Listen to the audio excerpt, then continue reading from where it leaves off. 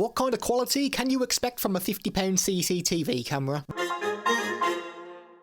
Because that's the price of the Veezoom 5mp. This is a POE CCTV camera, meaning that it powers using just a standard network cable, but you will need a POE switch, NVR or a POE injector to power it. If you don't have any of these, then you can use a power pack, but this doesn't come with one in the box. The specs look good on paper with support for motion and human detection, as well as privacy masking and colour night footage. Everything is in the box that you are going to need, except for the power pack if you needed one of those. There's a cover which can be unscrewed and removed to expose the internal speaker, reset button and memory card slot. Footage can be stored directly to a micro SD card and it can take up to a 256GB card. I'm not a fan of the huge gap around the slots because it's very easy to drop a memory card in there. You will need to install the Veezoom app on your mobile device and create an account and set a password. Make sure you set a password that you don't use on any other account. We'll explain this shortly. Adding the camera didn't bring any issues at all with us clicking on add a device, pressing the QR button in the top right and scanning the QR code on the camera itself, and it was all done in less than 10 seconds. Beginning with footage in daylight with quite a bit of distance between the camera and the cars, which is what we are primarily focusing on. The registration plates on the cars can be seen and read, but in an ideal world you will want the camera to be closer than what we've got it, which is around 30 to 40 feet away.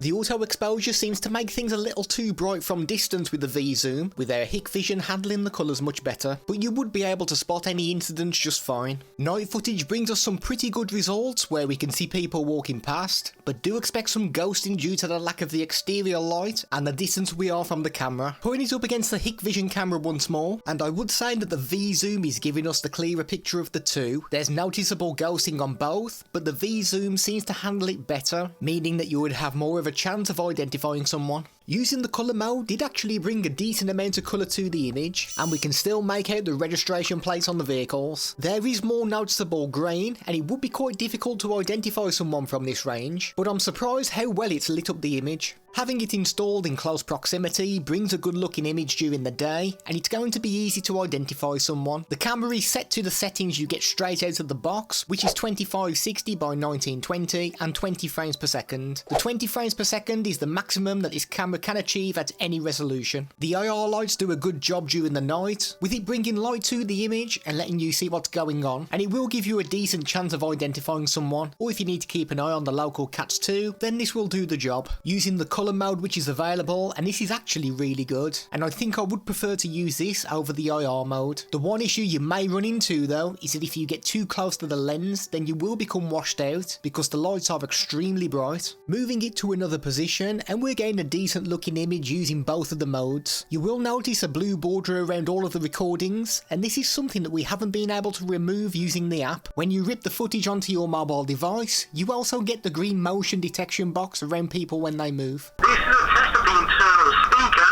This is the kind of audio you can expect to get from it.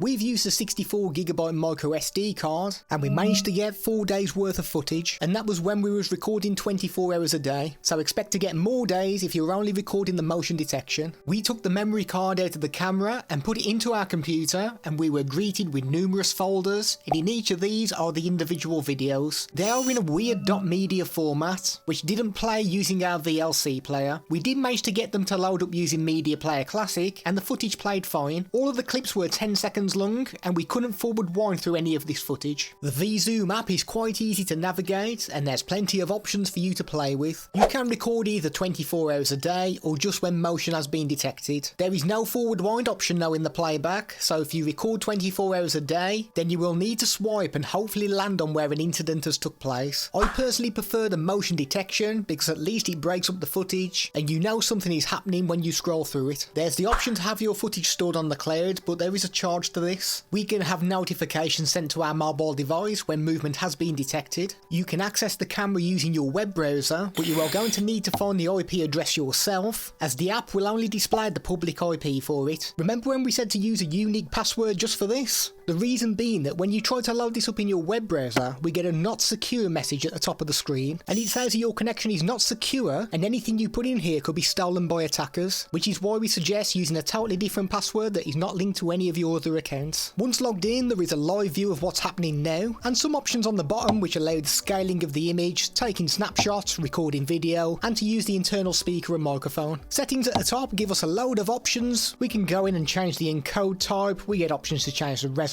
if we wish. The image quality can be changed as well. We've got plenty of options in there to adjust the brightness and sharpness, etc. Most of these do a great job anyway, even though they are set on auto. But if you feel like you're not getting the desired image, then you can go in there and manually start swapping things around, so you get yourself full control over the exposure settings. You can schedule your recordings through the browser as well. The camera comes with the OnVIF protocol, which means that it should be compatible with NVR boxes, which are not the brand of Veezoom. It can be linked to software like Blue Iris on your PC, so you can record footage locally rather than onto the micro SD card. And it's compatible with apps like TinyCam on your mobile phone, which means that you can have multiple cameras from different manufacturers, and it means that you can live view them all using the one app rather than having multiple apps for each individual camera. Now, we did spot a few issues along the way. The one that we previously mentioned where you can't fast forward through footage, but we also couldn't play back any footage when we used the web browser, as nothing was detected. When we checked the SD card through the browser, it kept asking for the card to be formatted, even though the card was working perfectly fine and recording footage through the mobile app.